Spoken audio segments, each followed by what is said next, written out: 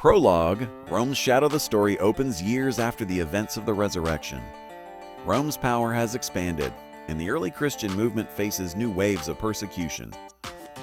Peter, now a pillar of the faith, is secretly guiding believers in Rome. Paul, under house arrest, continues to write letters that inspire the faithful.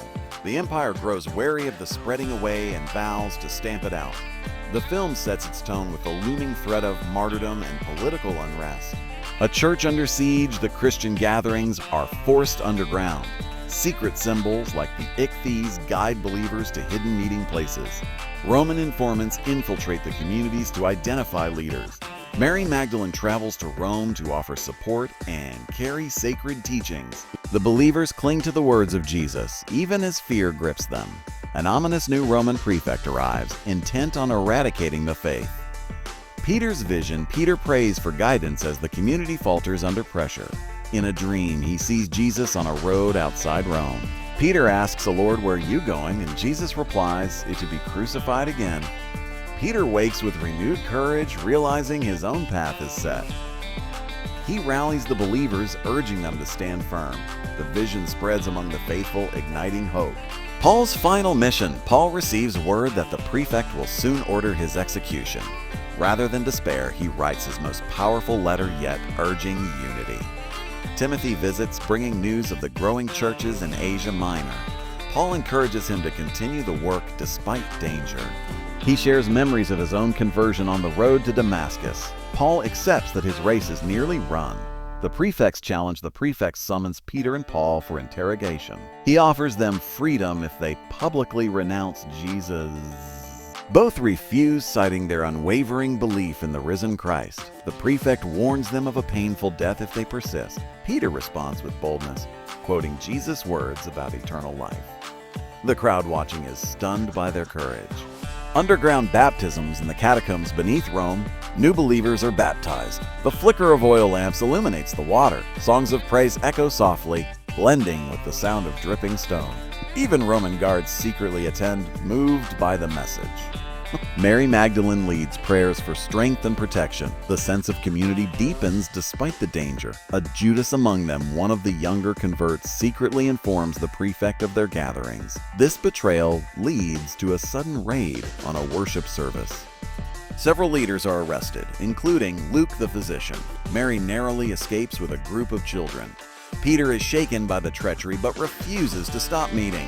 He reminds the faithful that even Jesus faced betrayal.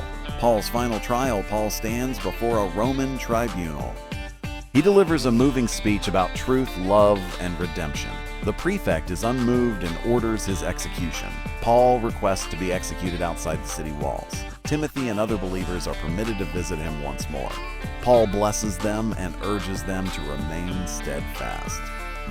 The sword falls. Paul's beheading is depicted with solemnity and dignity. A blinding light fills the scene, symbolizing his entrance into glory. The soldiers present are visibly shaken by his peace. Word of his death spreads quickly through the Christian network. Rather than breaking their spirit, it strengthens their resolve. His final letter becomes a treasured text among the churches. Peter in hiding. Peter goes into hiding, moving from house to house. He continues teaching in secret, using parables and coded language. When children carry messages between communities to avoid suspicion, Peter dreams again of Jesus, this time at the gates of Rome. He understands that his time is coming soon.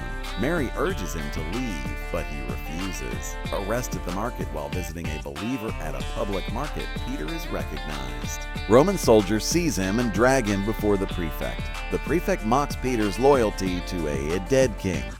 Peter boldly proclaims the resurrection before all present. The crowd murmurs, divided between fear and curiosity. The prefect orders Peter to be held for execution. Mary's farewell. Mary Magdalene visits Peter in prison. They recall the days when they walked with Jesus. Peter speaks of his failures and forgiveness, especially his denial. Mary assures him that Jesus' love has always covered him. They pray together, tears mixing with joy. Mary promises to keep the church united after he's gone. The walk to the cross. Peter is led through the streets to his place of execution. Believers watch from the shadows, silently praying. He requests to be crucified upside down, unworthy to die as Jesus did, please. The soldiers reluctantly grant his wish. Peter sings psalms as the cross is lifted. A hush falls over the crowd as he breathes his last. The aftermath, the deaths of Peter and Paul, send shockwaves through Rome. The prefect believes the movement will now fade away. Instead, more converts join, inspired by their sacrifice. Secret meetings multiply, spreading the teachings faster. The Roman Senate debates harsher measures. A storm literally darkens the city that night. The gospel spreads, believers scatter to other regions, carrying the message. Mary travels to Antioch to strengthen the churches. In Galilee, fishermen still speak of the man who calmed the seas. In Judea, old enemies reconcile through shared faith. The letters of Paul are copied and passed from hand to hand. The story of Peter's final vision is told in every gathering. The prefects doubt. The prefect hears rumors of healings and visions in the Christian community. A trusted officer reports that even some of his soldiers have converted. He begins to have nightmares of Peter's last words. Despite his authority, he feels powerless against the movement. In private, he wonders if their God truly lives. He orders the destruction of their writings, but copies survive. A new generation young leaders rise to guide the flock. Timothy becomes a central figure in uniting distant churches. Luke compiles his accounts of Jesus and the apostles. Mark spreads Peter's teachings through his gospel. The memory of the martyrs fuels their courage. The church begins to grow faster than ever before. The legacy of faith years later, the graves of Peter and Paul become pilgrimage sites. Believers risk their lives to visit and pray there. Stories of miracles at these sites spread across the empire. Mary, now elderly, continues to teach quietly in secret. She entrusts sacred scrolls to the next generation. Her voice still carries the passion of the first witnesses. The prefects end. The prefect falls ill with a mysterious sickness. In his final days, he remembers the faces of those he executed.